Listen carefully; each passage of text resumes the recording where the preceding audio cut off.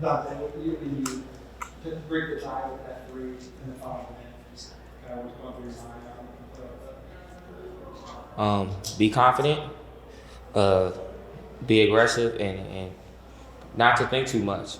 I feel like I was in a very similar situation just our last game, and I feel like I kind of was overthinking just a little bit, just be instinctual, and thank God it worked out. So 6 assists, I don't know, is that correct? Yeah.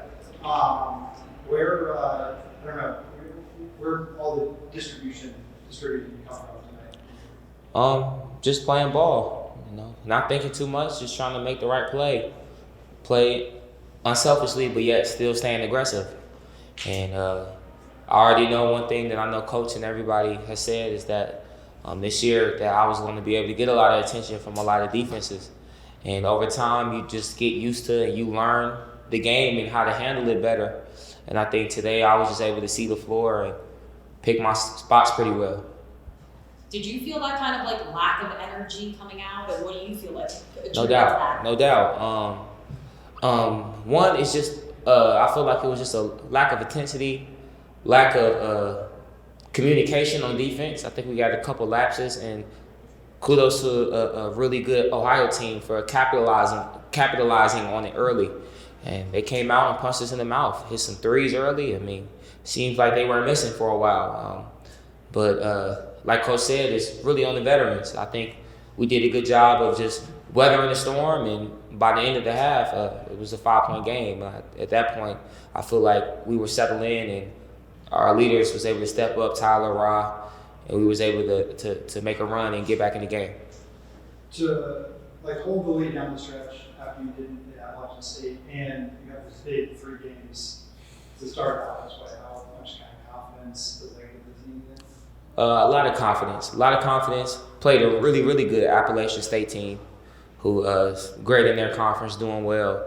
And to have that game, have it in our hands, I mean, it's a learning experience because we lost it. But it also is just another example of knowing that we are where we want to be. It's just about putting the finishing touches and playing a whole 40 minutes and not 37 and a half. And I think with that confidence, we came into this game, and we're coming into Akron in the rest of the season knowing that down the stretch, we play our basketball. We'll be where we want to be. Now it's just about executing it all the way through. Now you guys get Akron, your place on Tuesday. How excited are you? Very, very, very excited. This is, as Coach says, this is what you want. This is literally what you want. This is why you come to Toledo to be a Rocket, is to go and play in high-level games and to compete for championships year in and year out. This is a big game, a battle for first, and I assure you, I know our guys is going to be ready. So, after walking through the handshake line, you pulled off your bracelets and showed them to me. Can you talk a little bit about what they mean to you and why, after a game like that, that's exactly what you thought of?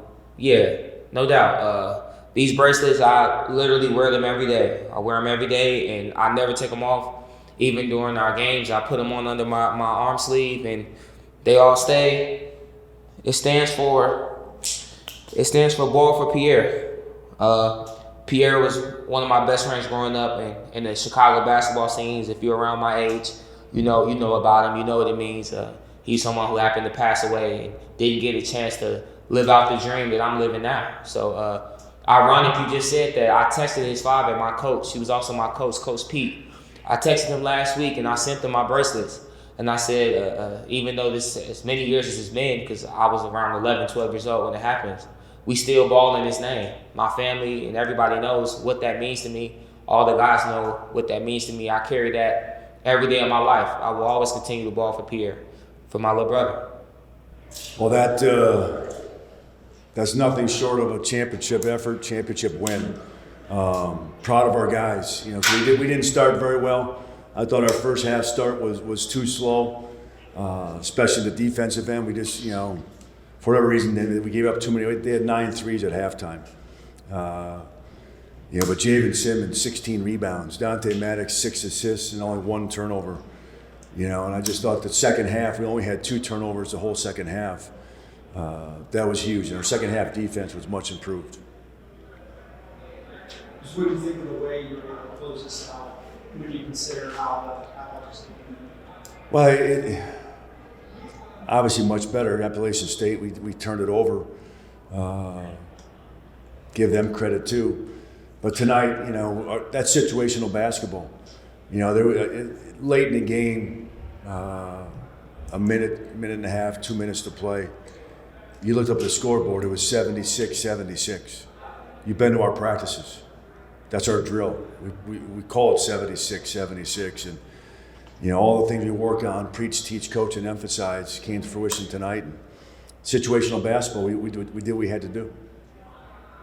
What was the talk kind of at halftime? Obviously, I know you have a whole 20 minutes left, but when you were down 13 and to cut it to 5, how important was it? That was big. I mean, even Tyler's last tip-in was big. We had some momentum going into halftime.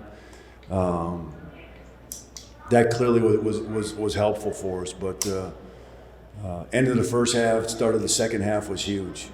But we didn't guard a three-point line. We didn't communicate like we needed to. We made some halftime adjustments. I give my assistant coaches a ton of credit for some great ideas. In the second half, we put more energy. Just thought I don't. Maybe it was too much time off this week or what, but and Ohio's a much improved team. That's a good basketball team. They just won 4 straight games. Was there specifics to keying in on 3, considering how fast they started, or is that something that you just know they're going to cool off at some point? No, we didn't guard a three-point line well. It was a lack of communication on our part, and a lack of energy. We just had to, we didn't have the focus defensively to start the game, and to be honest, I'm gonna that it's 4 people that are responsible for that. Myself being number 1, but our 3 veteran guys didn't have the energy tonight to start the game. They didn't, and Dante will tell you that. We didn't have the energy to start with. So then when that happens, who becomes the motivator? Is it you? Or do you see one of your players stepping up? What I say at halftime on that hallway to you? Told me to get in the locker room. They asked to come from me. Talk to your teammates. It's got to come from him. Me talking to the guys at halftime and yelling and screaming doesn't do any good. No one feels good about that. Young Todd might have felt better when he was a young head coach, but old Todd understands that doesn't work.